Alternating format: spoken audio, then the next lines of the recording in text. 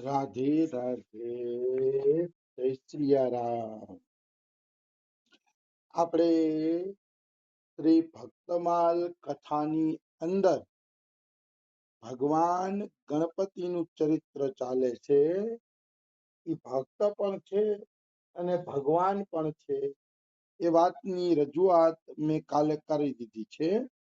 કારણ કે ભગવાન પણ ભક્તોની ભક્તિ કરે છે એટલે ભગવાનને પણ ભક્તમાં જ ગણવામાં આવ્યા છે, અથવા તો ભગવાનથી મોટો કોઈ ભક્ત નથી.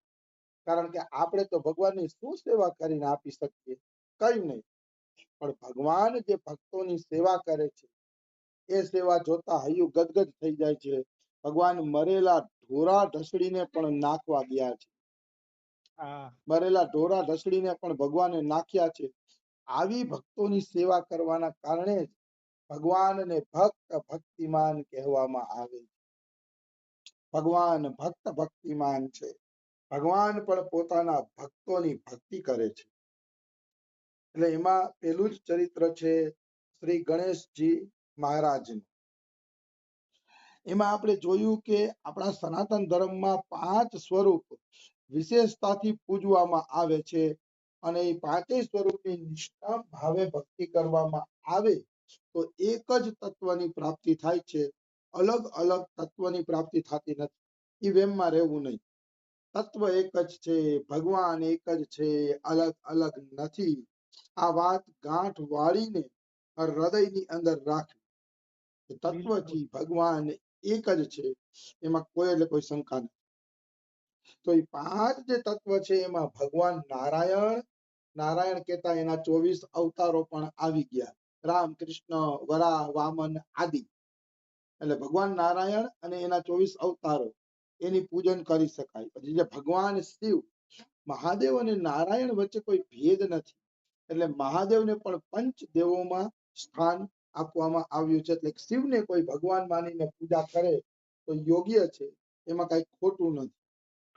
ઘણા લોકો કહે છે શિવ તો પરમ વૈષ્ણવ છે, કૃષ્ણ અને રામના પરમ ભક્ત છે એમ માનીને ભક્ત જ રાખે છે, ભગવાન માનવા તૈયાર નથી. એ ગલત છે. શિવ ભગવાન પણ છે અને આમ પણ જોઈએ તો ભક્ત ભગવાનના ભગવાન જ છે.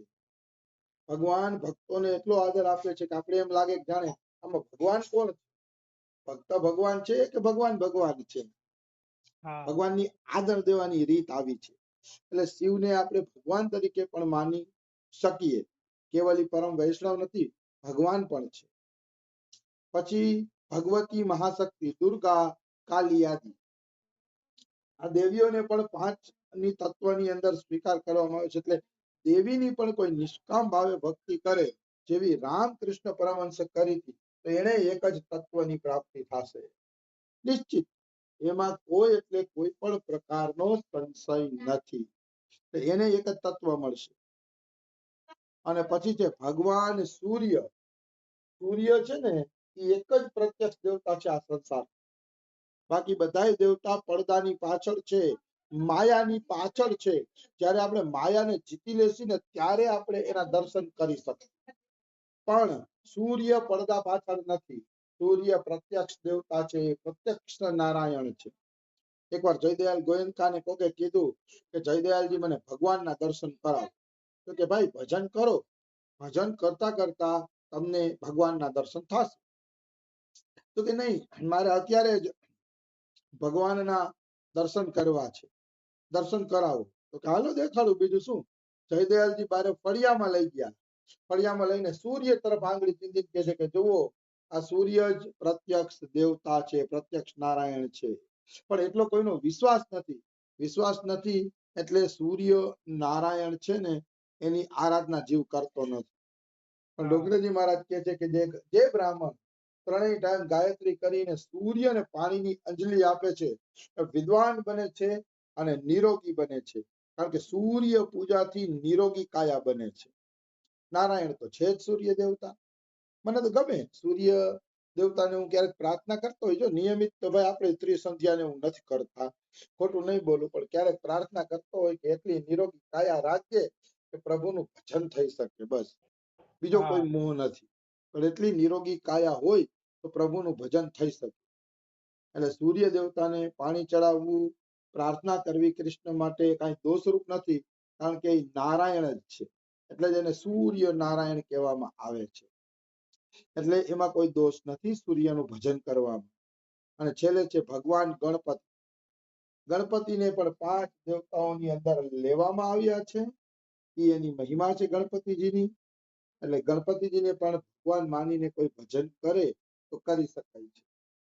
માં યશોદા અને રોનાલ્ડ નિક્સન નું ચરિત્ર આવે છે બ્રજ કે ભક્તની અંદર. તો એ વ્રજ કે ભક્તમાં ચરિત્ર આવે છે ને, એમાં રોનાલ્ડ નિક્સન અને માં ને બધા ભક્તો બેઠા હોય છે. તો બંગાળના પ્રખ્યાત લેખક ગાયક દિલીપ કુમાર રાય પૂછે છે કે માં ગણપતિ કાલ્પનિક દેવ છે કે હાચા દેવ છે? તો કે બેટા આવો કેમ પ્રશ્ન થયો? તો કે ના માં એની સૂંઢ ને હાથી જેવું મોઢું ને આ બધું જોતા લાગે છે કે ગણપતિ કાલ્પનિક દેવતા છે હાચા.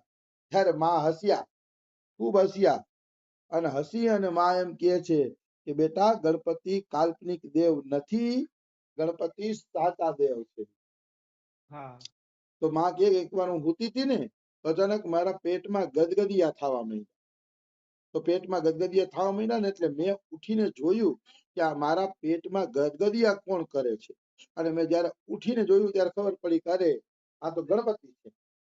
ગણપતિ એની સૂંઢથી માના પેટમાં ગદગદિયા કરતા હતા, માં યશોદાના પેટમાં. ત્યારે માં કહે આ હા હા, તમને બધાને એમ થતું હશે કે હાથીવાળા ગણપતિ કેવા લાગતા હશે, પણ અતિ સુંદર, અતિ દિવ્ય, ચિન્મય તત્વ ભગવાન ગણેશ. ચિન્મય તત્વ મતલબ ગણેશને સૂંઢવાળા માનીને ઈ જ આપણી ભૂલ છે. એ સૂંઢવાળા છે પણ એવું છે, સૂંઢવાળું ખાંડનું રમકડું છે. સૂંઢવાળું ખાંડનું રમકડું છે ને, એ દેખાવમાં જ સૂંઢવાળા ગણપતિ લાગે, પણ પટ કરતી સૂંઢ કાપીને ખાઈ જાવ તો સૂંઢ એ મીઠી લાગે, કારણ કે ખાંડમાંથી બનેલું છે. એટલે ગણપતિ એક સૂંઢવાળા તત્વ દેવતા છે, પરમ તત્વ પ્રેમમાંથી પ્રગટ થયેલા દેવતા છે. એટલે એમાંય મીઠાશ છે, એના દર્શનમાં આનંદ છે, પણ એ આનંદ કેવલ એ જ લઈ શકે જે સંકીર્ણતા મુક્ત બધાય ભગવાનનો આદર કરતા હોય, બધાયને પ્રણામ કરતા હોય, એવા જ વ્યક્તિ ભગવાન ગણેશના દર્શનનો આનંદ લઈ શકે છે. બીજા એ આનંદ લઈ શકતા નથી. આવી વસ્તુ છે. હું તો થોડોક સનાતન ધર્મનો પૂજારી છું, એટલે પાંચેય દેવતાને માનું. પાંચેય દેવતાનો નહીં પણ એ દેવતાઓની નીચે જે સેવકો છે એનો આદર કરું.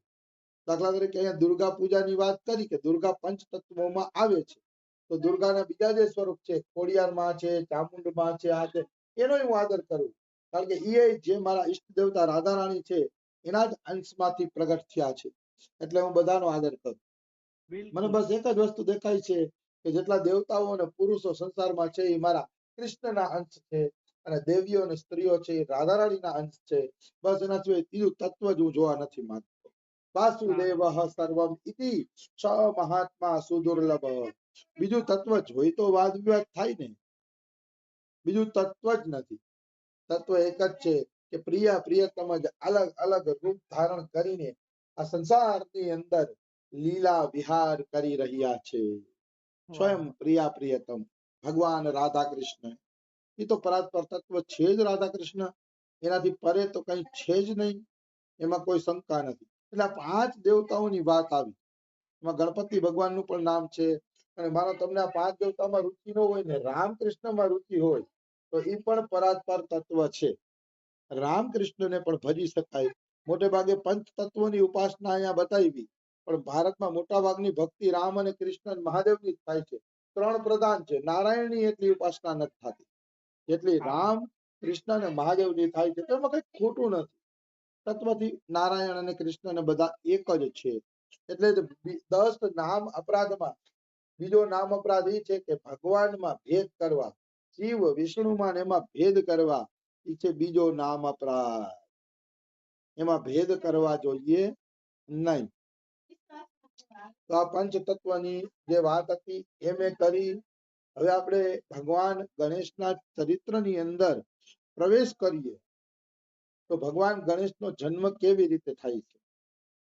તો વર્ણન એવું આવે છે કે એક વખત પાર્વતી દેવી સ્નાન કરવા માટે જતા હોય છે. સ્નાન કરવા માટે જતા હતા ને પાર્વતી, તો એને એમ થયું કે ભાઈ દરવાજે કોઈ આવી જશે તો, ત્યારે કોઈ સખી સહેલી અહીંયા હાજર નહોતી, એટલે પાર્વતીએ પોતાના શરીરના મેલમાંથી કે ગમે એમાંથી, મને બહુ યાદ નથી, ગણપતિ વિશે મને કથાઓ ખબર નથી, આ તો અટકળે જે યાદ આવે એ બોલું છું. પાર્વતીએ ગણેશની ઉત્પત્તિ કરી અને કીધું કે બેટા દરવાજે ઉભો રહી જાજે અને જે કોઈ આવે એને કહી દેજે કે અંદર માતા સ્નાન કરે છે એટલે અંદર નથી જવા, અંદર કોઈને જવા દેવામાં આવશે નહીં. તો કે ઠીક છે.